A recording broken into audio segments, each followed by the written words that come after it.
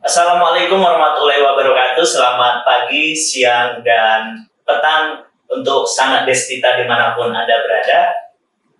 Saat ini telah bersama saya Muhammad Bisri Mustafa dalam program Aspirasikan Bengkulu, di mana saat ini kita telah kehadiran tamu spesial perdana nih di podcast ke-1. Ada Bung Suceng Bae panggilannya ya. Kalau nama aslinya siapa kita, Pak? Deddy Suryadi, Pak. Deddy Suryadi, tapi di publik sudah dikenal dengan nama Bung Suceng. Oke, sanak destita pada dialog kali ini kita akan membahas seni masa kini, di mana nantinya Bung Suceng akan menceritakan apa sih tantangan selaku pekerja seni dari masa ke masa.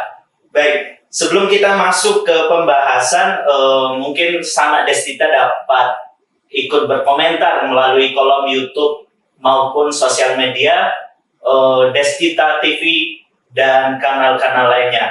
Baik, Bung Suceng, kita sudah lama kenal nih. Cuman baru kali ini diriku bisa ngobrol langsung bersama Bung Suceng. Biasanya ketemu di publik, kemudian di pertunjukan-pertunjukan. Sebelumnya kita bahas terlebih dahulu nih. Bisa Abang ceritakan perjalanan karir Abang sebagai seniman di Provinsi Bengkulu. Sudah lama, cukup lama ya, untuk bisa konsisten sebagai pekerja seni. Seperti apa, Bang?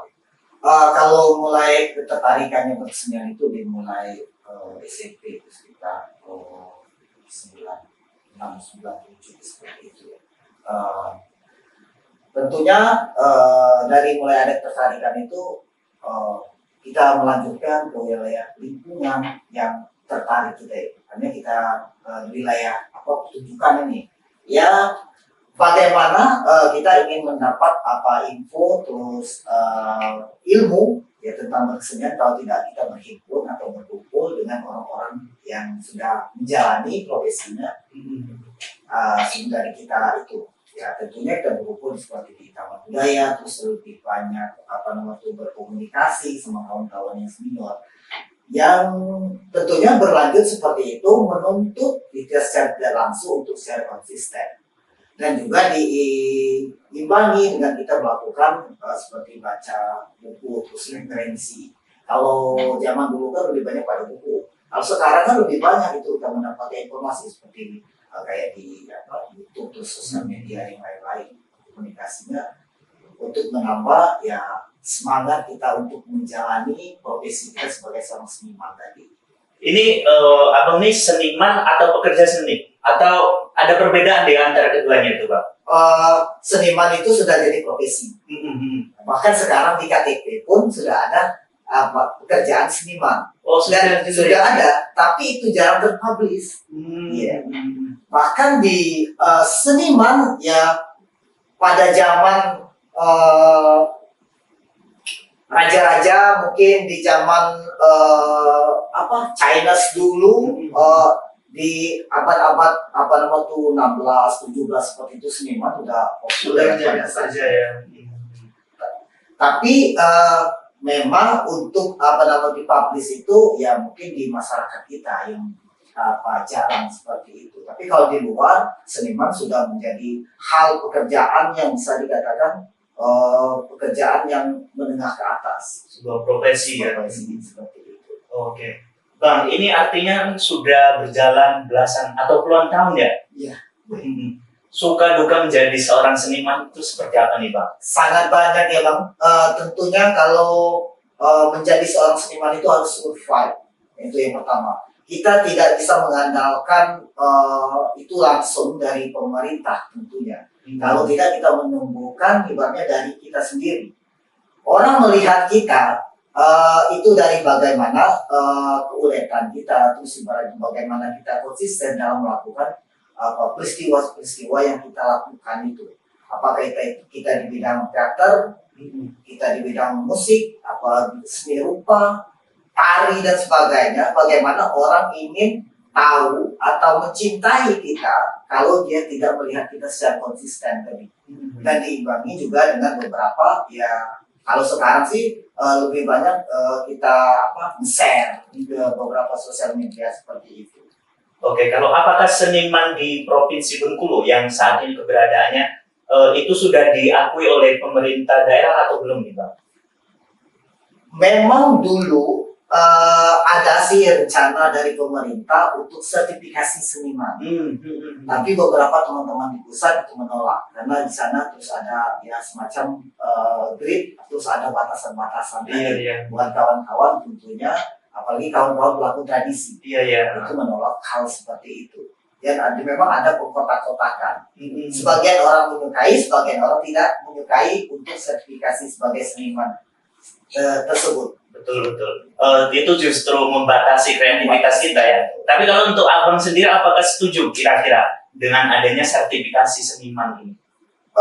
Di satu sisi, saya tidak bisa menyatakan setuju 100%. Di satu sisi, saya tidak setuju. Ibaratnya. Ya, masalah kotak tadi, kalau menurut saya lebih konsistennya lebih pada kekaryaan tadi.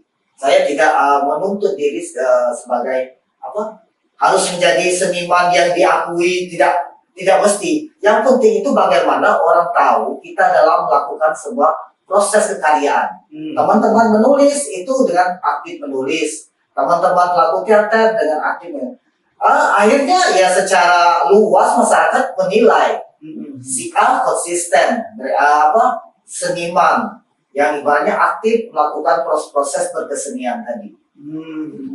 Kalau Abang sendiri ini fokus di seni apa Bang? Kalau saya lebih ke pertunjukan ya. Kayak di teater sama di puisi, saya baca puisi. Teater dan puisi. Ya. Untuk karya-karyanya sendiri jelas sudah banyak ini.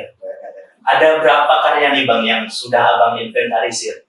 Kalau untuk di pertunjukan teater itu ya udah terhitung lagi. Wah, terkadang seperti itu. Iya. Tapi kalau untuk karya-karya puisi itu selama proses pembuatannya, apakah Abang melakukan riset atau melihat sesuatu yang kemudian menimbulkan ide, atau seperti apa proses pembuatan puisi sendiri yang Abang buat selama ini? Tentunya kalau di dalam karya tulis, tentunya di yang puisi, saya itu memang melakukan riset terkadang. Riset dan terkadang ya risetnya secara fiksi, terkadang dia memang risetnya secara ya keadaan dan memperhatikan ya lingkungan. Bahwasanya seniman itu dia merekam peristiwa.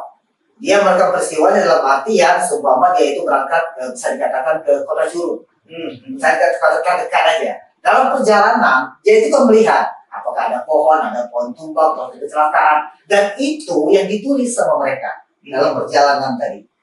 Misalnya ketemu sama ibu-ibu, sama bapak-bapak, terus itu ditulis sama mereka. Ketika sampai di Curug, mereka apa enggak kehilangan kata-kata tuh Bang, atau ide yang kemudian melewati proses penulisan itu? Tentunya ketika perjalanan misalnya dari Bengkulu sampai ke Curug tadi, dia kan sudah punya kata-kata itu.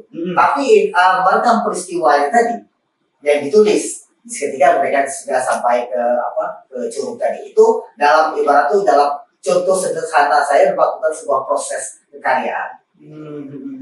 Sebaiknya juga ketika saya ibarat itu di dalam seni rupa saya melukis juga.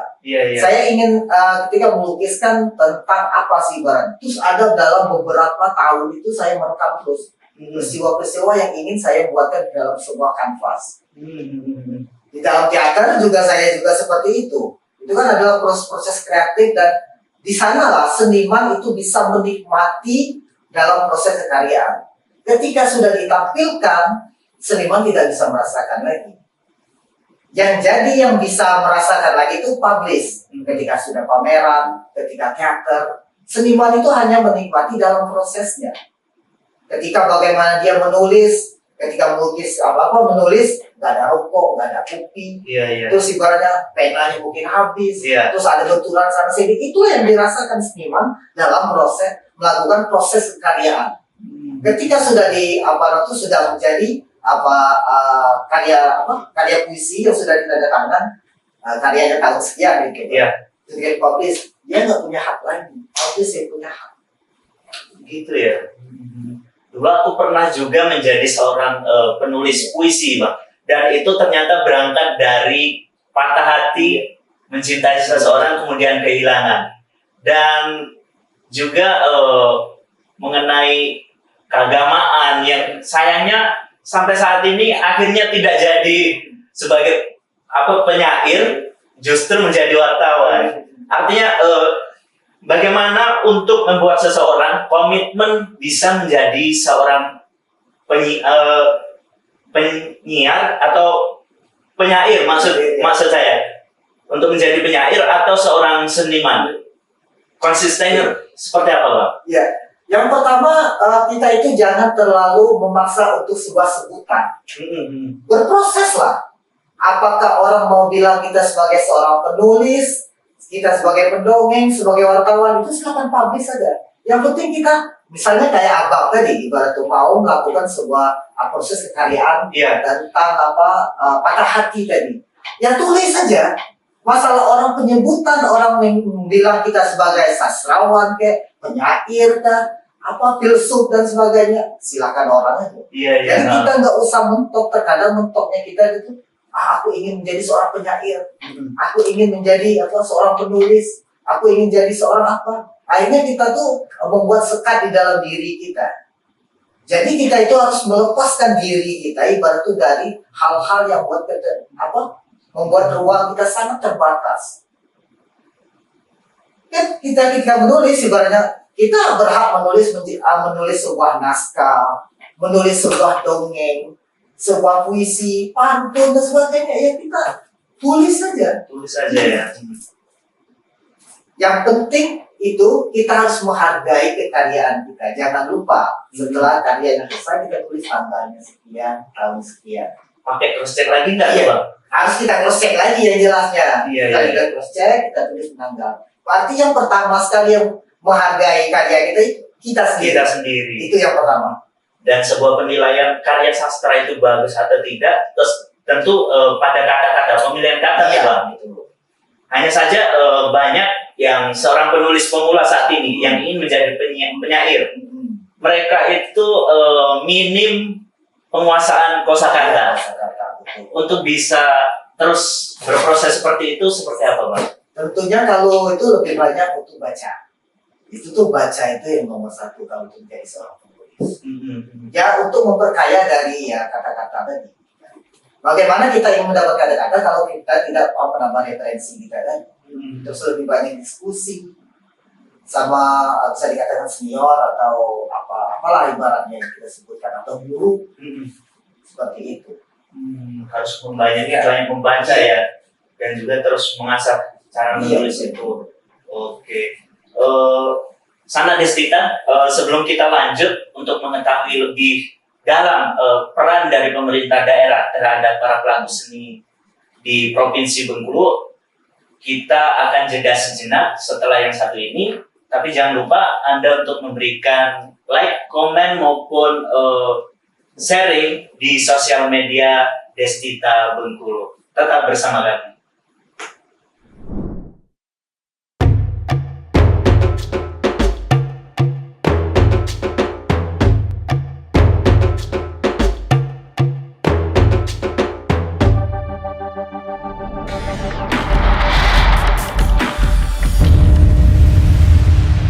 Destita kerudung putih,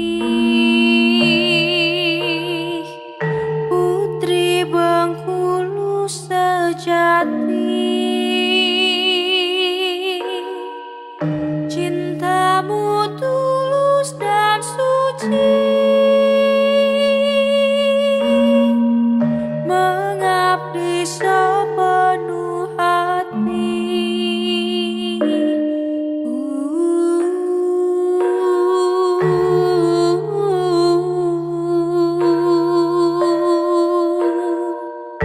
Destita kerudung putih.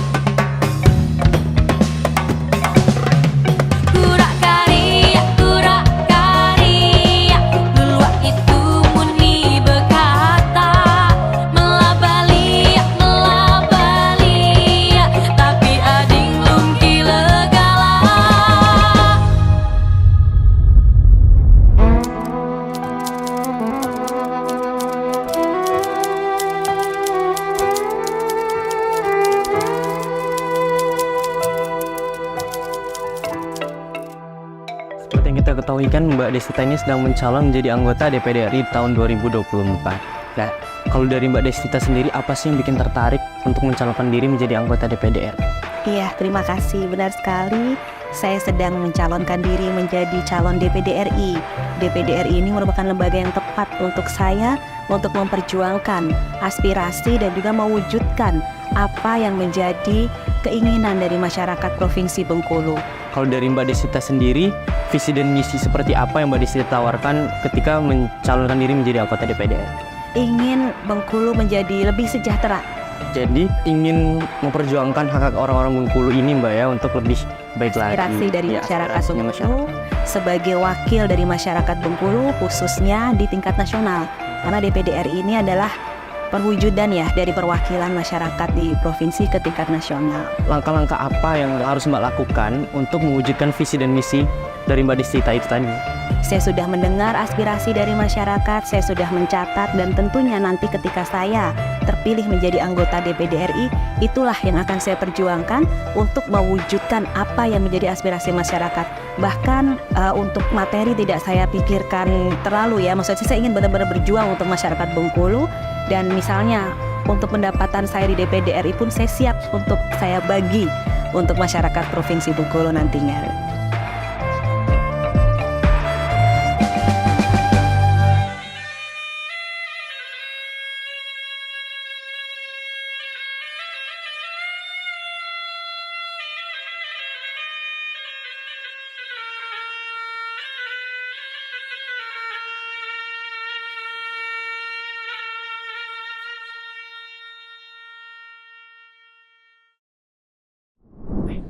Sana Desita kembali lagi bersama kami dalam Aspirasikan Bengkulu, podcastnya orang Bengkulu untuk mengetahui seluruh aneka ragam yang ada di Provinsi Bengkulu. Dan kali ini kita berdialog, berbincang mengenai seni masa kini, di mana telah hadir bersama kita ada Bung Sucen, seorang seniman yang sudah puluhan tahun menjalani sebagai seorang pekerja seni. Dan pada sesi selanjutnya kita akan membahas mengenai dukungan pemerintah nih Bang terhadap pekerja seni di Provinsi Bengkulu. Kalau kita kan ada komunitas juga ya Bang sebetulnya di Bengkulu.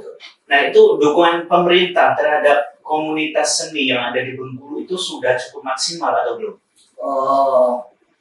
Kalau untuk dukungan seni, kalau untuk di Bengkulu masih minim gitu. Apalagi ya kita komunitas yang bisa dikatakan belum ada notaris tadi. Ya. Terus ibarat beberapa komunitas itu kan didukung dengan hal-hal yang sifatnya ya legalitas tadi. Iya. Jadi kita yang keluar legalitas ya itu yang didahulukan. Iya. Yang nggak legal ya begitulah keadaannya seperti itu. Tapi kalau menurut saya ketika bicara tentang kontribusi pemerintah terhadap kawan-kawan pelaku seni, apapun seniman sebutannya, mengacu pada dengan Undang-Undang Nomor 5 2017 kalau salah tentang pemajuan. Salah satunya di sana poinnya pemerintah itu berhak memberi hak pada pelaku seni untuk melakukan kreativitasnya tadi, untuk melakukan dalam sebuah kekaryaan tadi. Di situ ada nilai poinnya. Maksudnya di sini ada undang-undang khusus yang mengatur yang masalah untuk wilayah kesenian. Wilayah kesenian tidak serta-merta itu dengan legalitas, karena kesenian kawan-kawan banyak yang bisa terpikirkan untuk mendapatkan legalitas, terus ibarat tuh ada yang tidak memikirkan tentang legalitas tadi. Ya, jadi kita lebih banyak berprosesnya dalam kekaryaan.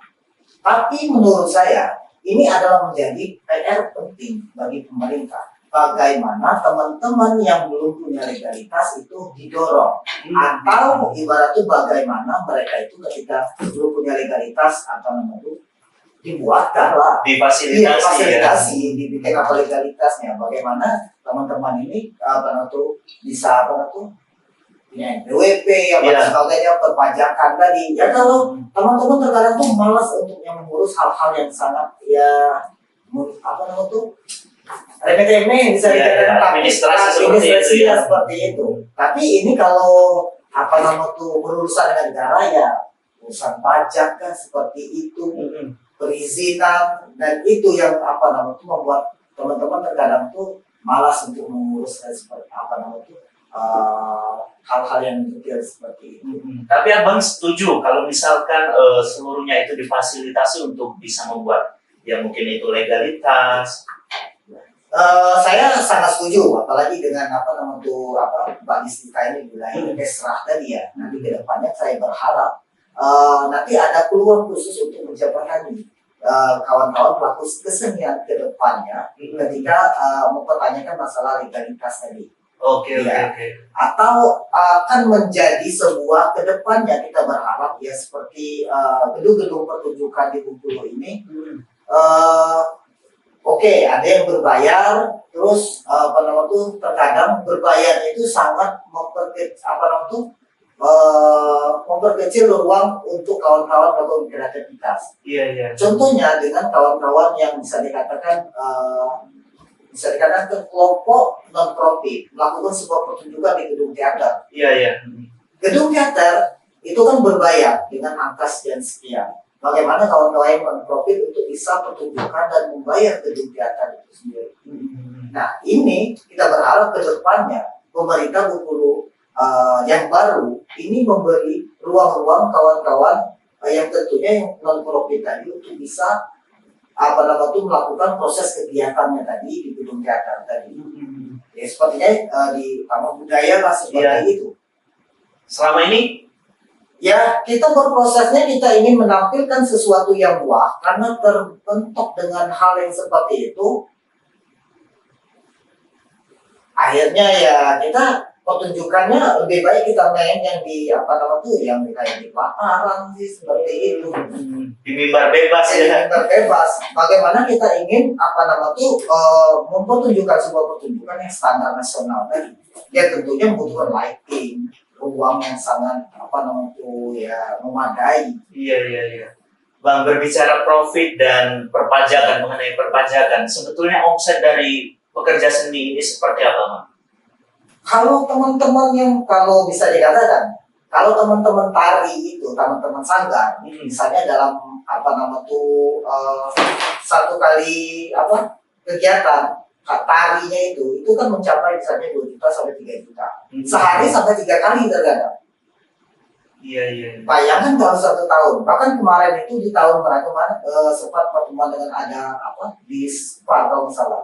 Ada salah satu sanggar di Bengkulu itu dalam 1 tahun itu kalkulasi mereka itu sudah mencapai 350 juta. Dilaporkan ke Pemda ya? Iya. Itu kan itu sudah menghasilkan berarti. Iya. Kesenian itu kalau dikalkulasikan seperti itu. Bukan kesenian ini bukan menghabiskan uang negara aja kan? Iya, tapi memang bisa menghasilkan. Belum lagi kawan-kawan melakukan seperti seni rupa, bisa menghasilkan produk-produk. Terus ibarat tuh bisa menghasilkan ya gambar-gambar, bisa ada lukisan yang bisa dijual seperti itu. Kalau untuk sejauh ini konsumen kita dari mana saja, Bang? Apakah dari domestik atau dari luar juga ketika pertunjukan itu? Kalau yang sekarang itu memang di dalam daerah aja. Bagaimana kita ingin mendatangkan orang misalnya ke Bengkulu, ya pertunjukan kita yang ala kadar. Orang mau datang ke Bengkulu, ibarat tuh dengan sesuatu yang wah. Iya. Gitu. Dan ada daya tariknya. Seperti ibaratnya kalau di luar itu bagaimana event-event seni rupa itu seperti dikatakan Anjok itu sudah menjadi patron Jogja. Orang itu mau masuk datang ke sebuah peristiwa Anjoknya itu mesan tiketnya itu sampai 1 minggu untuk nonton pameran. Iya. Memang sesuatu yang ditampilkan luar. Iya. Itu bahkan itu memang ada pertanggungjawaban dari kurator bagaimana dia bisa mendatangkan orang-orang dari luar negeri itu datang ke sana. Artinya Bengkulu juga harus punya nilai untuk bisa menarik perhatian itu. Benar. Dan juga memang harus disinkronkan dengan pelaku-pelaku kesenian yang lain seperti ibaratnya kita misal kayak ada tari, terus ada dolak dan sebagainya. Bahkan ibaratnya kalau memang bisa di pemerintah di Bengkulu kan sudah punya event yang wah tuh, Ya, seperti tabot. Bagaimana disinkronkan dengan kegiatan-kegiatan kesenian. Tabot itu dikatakan ritual, terus ibaratnya ada yang pameran. Ya. Maksudnya pameran itu ya bukan jual produk sih, tapi lebih menunjukkan bagaimana estetika di keseniannya. Bagaimana ada keseniannya, pameran seni rupa itu bisa dikatakan 10 hari di Bengkulu. Dengan ibaratnya ya berupa-berupa di Bengkulu yang ibaratnya menampilkan karyanya. Terus pertunjukan memang kawan-kawan yang pelaku seni yang di luar tradisi. Ya. Yang kawan-kawan dol kan bukan tradisi itu kan. Yang kawan-kawan yang bisa dikatakan yang modern ya, seperti apa? Kawan-kawan pertunjukan teaternya seperti apa? Kawan-kawan sastranya pokoknya dilibatkan semuanya di sana menjadi sebuah 10 hari itu peristiwa kesenian. Kalau untuk setiap event yang digelar pemerintah, pelibatan pemerintah daerah terhadap pelaku seni, ini seperti apa, Bang? Ya, yang pertama kedekatan.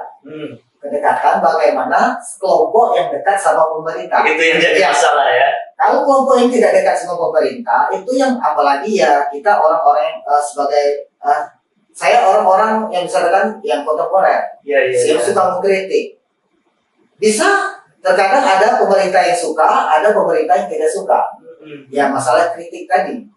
Kan seniman kan tidak dibatasi dalam kekaryaannya tadi. Kalau dibatasi berarti ya seniman itu bunuh diri. Di brandel ya. Ya di brandel seperti itu. Mungkin melihat aja seperti yang sekarang kawan-kawan PAN melakukan. Iya. Nggak berani ya Iya. ketika ingin bersuara Iya. lewat seni. Bahkan ibarat tuh ya bagaimana katanya kesenian itu membebaskan ekspresi. Iya. Bebaskan ekspresimu, tidak terbeban ya. Akhirnya kita terbeban itu. Harus banyak tekanan-tekanan itu.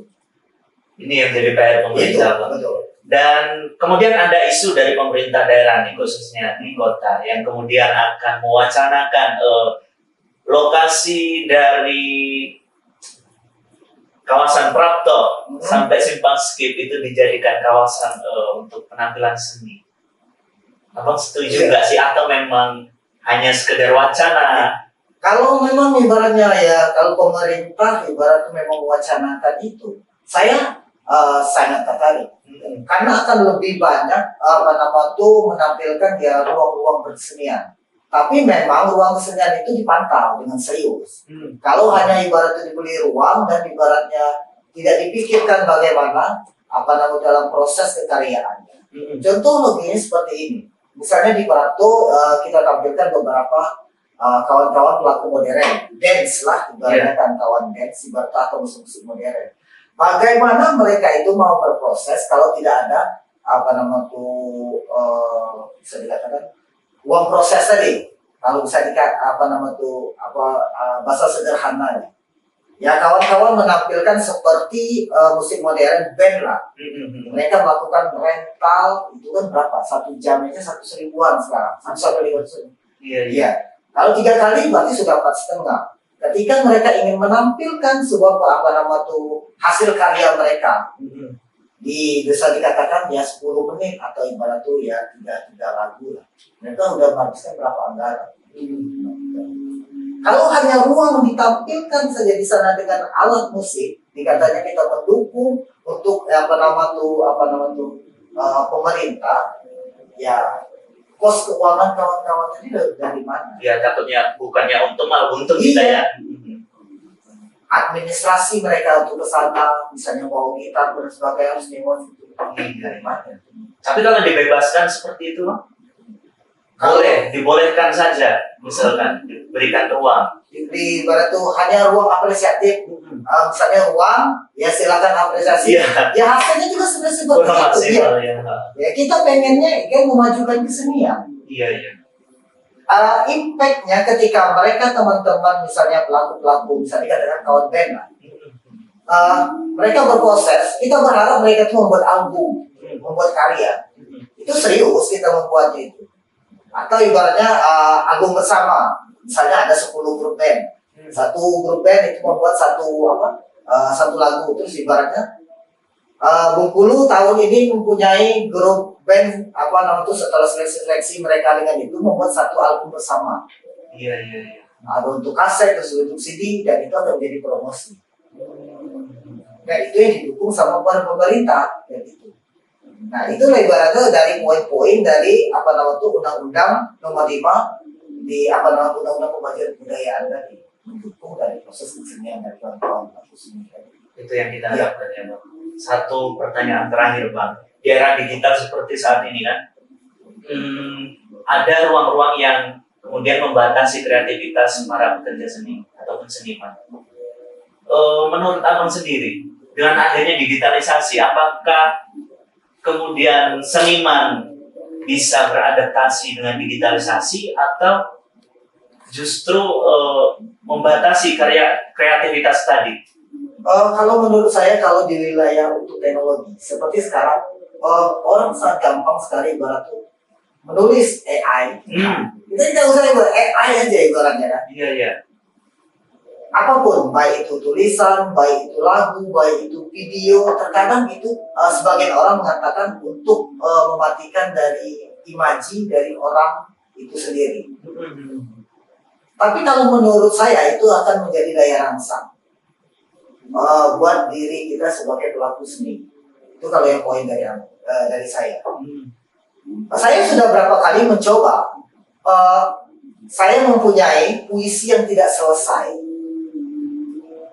Saya udah berapa kali menghubungi beberapa teman-teman pelaku musik untuk membuat sebuah musikalisasi di dalam karya musik saya.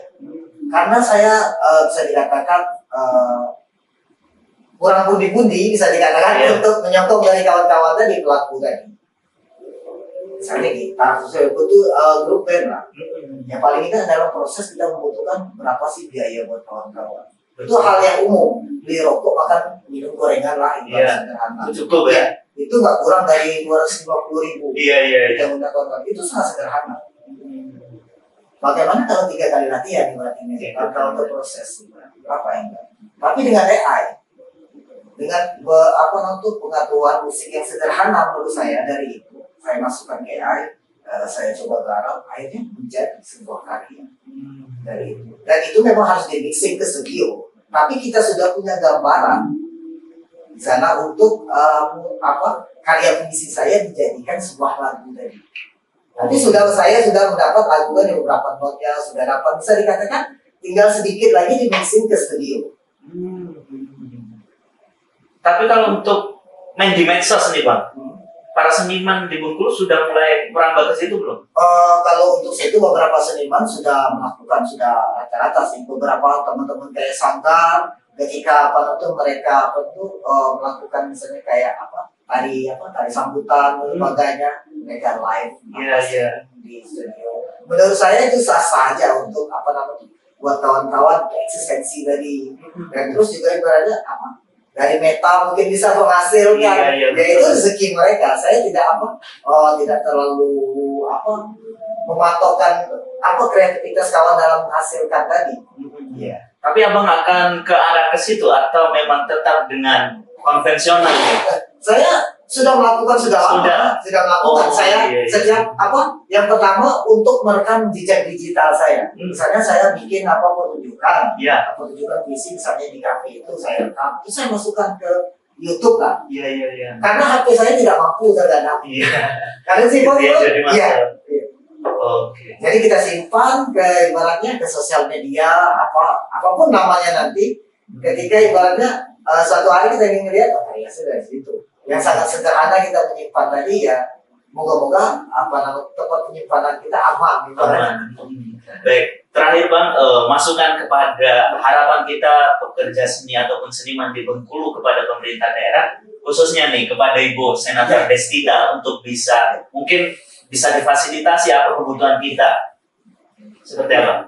Tentunya kawan-kawan di Bengkulu buat Mbak Destita itu sangat mengharapkan itu bagaimana Mbak Destita menjadi fasilitator dalam proses-proses kesenian di Bengkulu tentunya. Masih banyak sekali itu kawan-kawan melakukan riset-riset penggalian khususnya mengangkat di Bengkulu ini. Ada beberapa naskah kah ibaratnya diangkat yang di Bengkulu.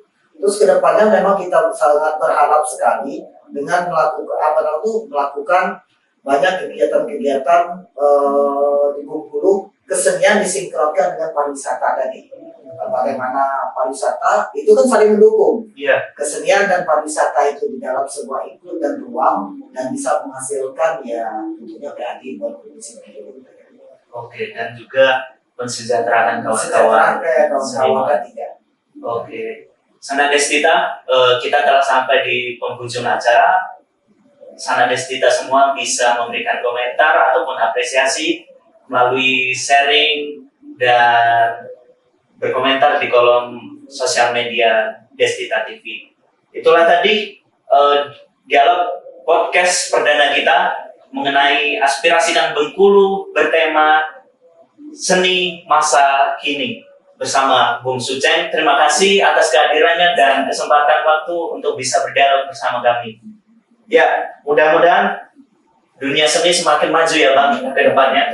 Oke, itulah tadi para pemirsa Sana Destita. Jangan lupa like, subscribe, dan share podcast Aspirasi dan Bengkulu agar kita terus bisa menghadirkan konten-konten inspiratif seperti ini. Saya Rizky Mustafa. Sampai jumpa pada episode selanjutnya.